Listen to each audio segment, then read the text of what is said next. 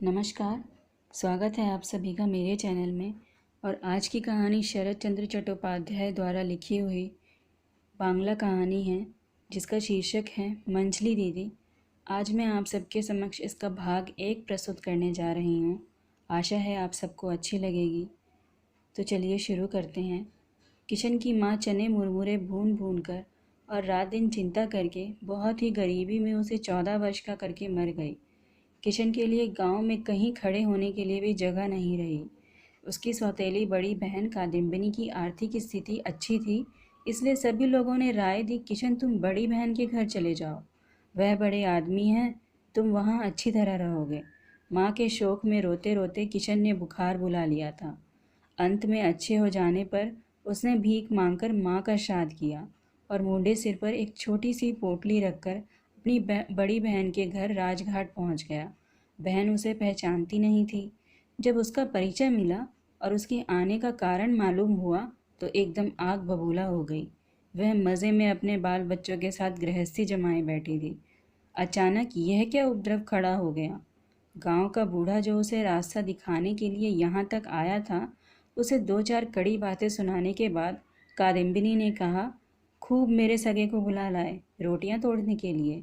और फिर सौतेली माँ को संबोधित करके बोली, जब तक जीती रही तब तक तो एक बार भी नहीं पूछा, अब मरने के बाद बेटे को भेजकर कुशल पूछ रही है। जाओ बाबा, पराये को यहाँ से ले जाओ, मुझे ये सब झंझट नहीं चाहिए। बूढ़ा जाति का नाई था।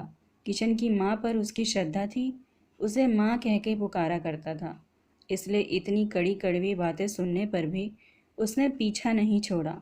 आरज़ू मिन्नत करके बोला, तुम्हारा घर लक्ष्मी का भंडार है, न जाने कितने दास दासी अतिथि भिखारी कुत्ते बिल्लियाँ तुम्हारे घर में पलते हैं। यह लड़का भी मुट्ठी भर भात खाकर बाहर पड़ा रहेगा, तुम्हें पता भी नहीं चलेगा। बहुत शांत स्वभाव का समझदार लड़का है। अगर भाई समझकर ना रख सको तो ब्राह्मण का एक दुखी और अनाथ लड़का समझकर ही घर के किसी कोने की जगह दे दो बिटिया। ऐसी खुशामद से तो पुलिस के दरोगा का भी दिल पसीज जाता। फिर कादम्बिनी तो केवल एक औरत थी, इसलिए चुप रह गई। बूढ़े ने किशन को आड़ में ले जाकर 2-4 बातें ऐसे ही कही और उसके आंख पोंछता हुआ वह वापस लौट गया। किशन को आश्चर्य मिल गया।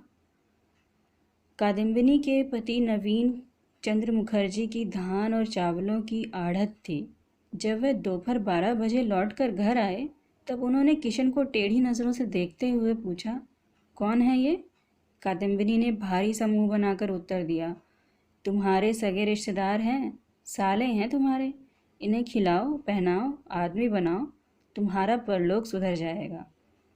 नवीन अपनी सौतेली सास की मृत्यु का समाचार सुन चुके थे। सारी बातें सुनकर तथा समझकर बोले, ठीक है, खूब सुंदर सुडौल देह है। पत्नी ने कहा, शरीर सुडौल क्यों ना होगा, पिता जो कुछ धन संपत्ति छोड़कर गए थे तो इसी के पेट में तो ठूस दी गई है, तो देह तो ऐसा होगा ही ना। शायद यहाँ बताने की ज़रूरत ना होगी कि उस धन संपत्ति के नाम पर सिर्फ एक मिट्टी की झोपड़ी और उसके पास खड़ा एक जंबीरी नींबू का पेड़ छोड़ गए थे। उसी झोपड़ी में बेचारी विधवा किसी तरह अपना निर्वाह करती थी और नींबू बेचकर लड़के के स्कूल की फीस जुटा पाती थी। नवीन ने गुस्सा दबाकर कहा, अच्छी बात है। कादम्बिनी ने कहा, अच्छी नहीं तो क्या बुरी बात है, तुम्हारे बड़े रिश्तेदार ठहरे, उसी तरह रखना पड़ेगा। इसके रहते मेरे 5 गोपाल के भाग्य में 1 जून भी खाने को जुट जाए तो यह भी बहुत बड़ी बात होगी, नहीं तो देश भर में बदनामी जो फैल जाएगी। यह कहकर कादम्बिनी ने पास वाले मकान के दूसरी मंजिल के एक कमरे की खुली हुई खिड़की की ओर अपनी क्रोध भरी आंखें उठाकर अग्निवर्षा की। यह मकान उसकी मंझली देवरानी हेमांगनी का था।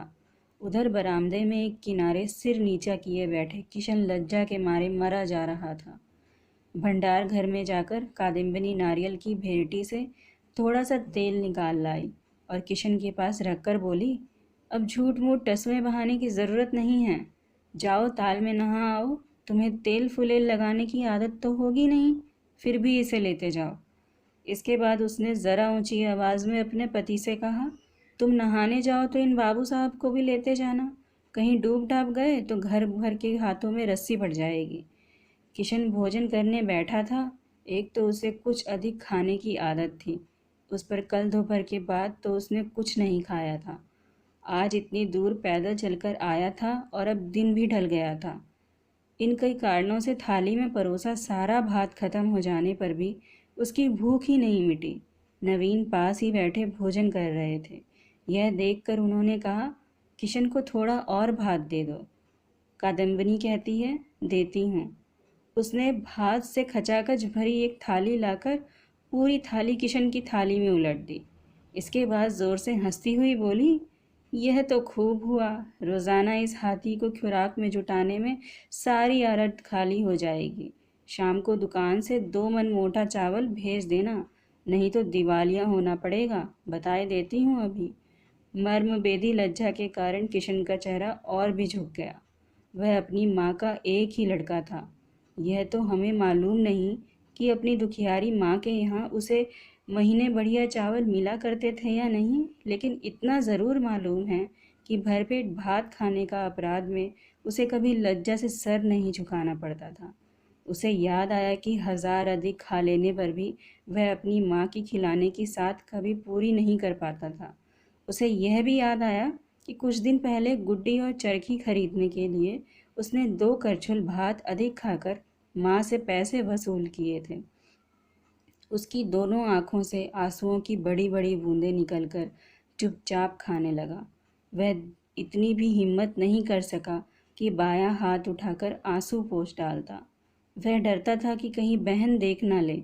अभी थोड़ी देर पहले ही वह झूठ मूठ टसुए बहाने के अपराध में झिड़की खा चुका था और उसे झिड़की ने इतने दारुण मातृ शोक की गर्दन भी दबा दी थी। तो आज की कहानी का भाग 1 यहीं पे समाप्त होता है। आशा है आप सबको यह कहानी अच्छी लगी होगी। भाग दूसरा सुनने के लिए मेरे चैनल से जुड़े रहें और इसको सब्सक्राइब, लाइक, शेयर ज़रूर कर दें, ताकि जब भी मैं इसका एक नया भाग अपलोड करूं तो आप तक इसकी नोटिफिकेशन पहुंच जाए।